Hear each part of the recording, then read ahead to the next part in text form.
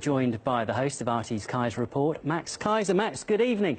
Thanks for coming on. We were hearing there that China looks set then to challenge the petrodollar. Why does Beijing feel the need to do this? Well, first of all, they're very brave to do this because countries that have tried to exit the oil-dollar matrix have met terrible ends. Of course, Saddam Hussein wanted to trade oil in euros, so he was killed. You had Muammar Gaddafi wanted to trade his energy in something other than U.S. dollars. He was killed.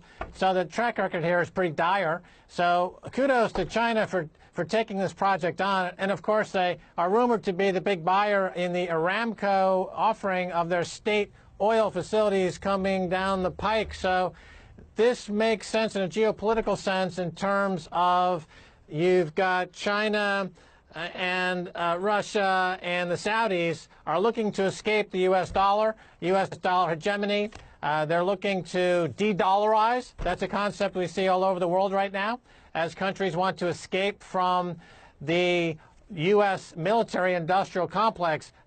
These countries around the world are tired of funding America's military adventurism by being a party to the empire of debt, as it's known around the world, the U.S. dollar, and they want to split off. They want their autonomy.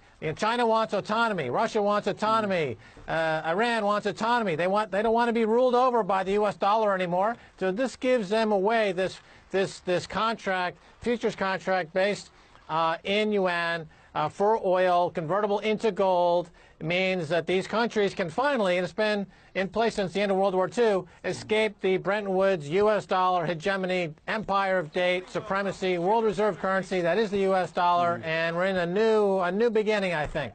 Is there anything then that the U.S. can do about this? Because it's not going to be happy that it's going to lose the petrodollar, so how would you expect it to fight back? Well, they're exactly right. They will fight back. They will start a war. Maybe they'll start a war between Japan and China. Maybe they'll start a war with North Korea. America will do anything to keep the U.S. dollar as world reserve currency. They will invade a country like Afghanistan.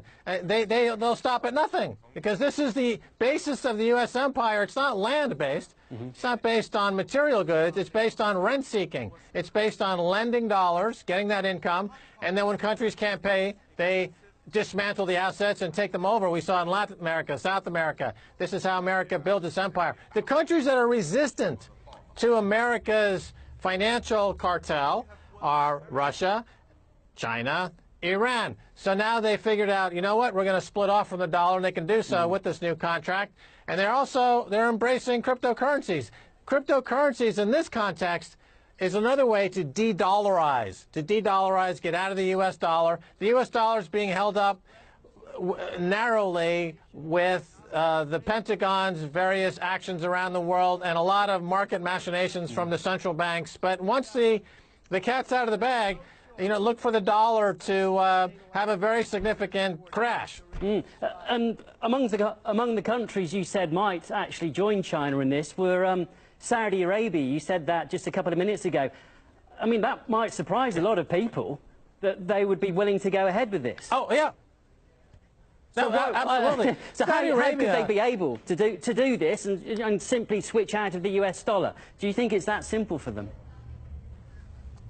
Well, it's not going to be simple, but there is definitely a motivation for the Saudis to they want to float Aramco, for example, because they need the money, because they're deeply in debt, and they're running out of cash, and they wanted to do an IPO of Aramco on either the London or the American exchange, but they were prevented from doing so from the legal actions of the 9/11 survivors, who rightly point to the Saudis as the cause of 9/11, the architects of 9/11.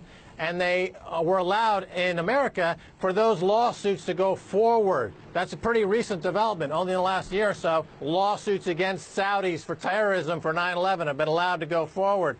So now the Saudis are like, okay, if that's the way you feel, America, then we're going to take our business to China, Russia, Iran, So there's a huge split between the Saudi and America right now. The petrodollar, which got started in 1970, 1971, that's coming to an end. The Saudis are doing all kinds of moves that beyond just killing people on 9/11, which is pretty aggressive, I think. Max, they're we're doing a running lot out of other time. moves We could talk to- a lot longer about this. It's a fascinating topic, but we've got to leave it there. We really appreciate your thoughts on this. That was Sure. Max Kaiser. Thank you.